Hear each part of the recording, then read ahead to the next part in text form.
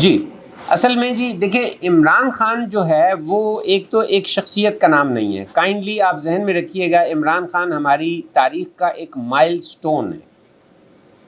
First time کوئی ایسا بندہ پاکستان میں کھڑا ہوا ہے. آپ اس کی خامیاں بھی ڈسکس کر سکتے ہیں اور وہ بے تحاشا ہوں گی، کیونکہ ظاہر ہے کوئی نبی تو نہیں ہے نا جی، ٹھیک ہے. بلکہ نبی تو کیا بات ہے کہ عام آدمی کے حساب سے بھی بہت خامیاں ہوں گی، لیکن اس میں 3-4 خوبیاں ایسی ہیں جس کی وجہ سے وہ ایک پلر بن گیا ہے. ایک، وہ بہادر ہے، فیئر نہیں ہے اس کے دل میں، ٹھیک ہے جی، یہ آپ مانیں گے کہ وہ بہادر ہے. دوسرا،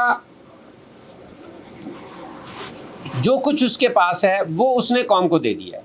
جو کچھ بھی ہے، چاہے اس کا کیرزما ہے، چاہے جو کچھ بھی ہے، اپنی جوانی ہے، اپنی اولاد ہے، جو کچھ بھی وہ قربان کر سکتا تھا وہ اس نے اپنی قوم کے لیے قربان کر دیا ہے.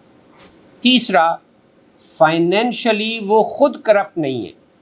اس کے ارد گرد لوگ ہو سکتے ہیں، خود کرپٹ نہیں ہے. یہ 3 ویلیوز ایسی ہیں کہ دنیا کے کسی کلچر میں بھی ہوں گی نا، اس شخص کی بڑی قدر کی جائے گی. یہ تو ہم لوگ ہیں نا جو بے قدرے سے لوگ ہیں ہم، نہیں جی؟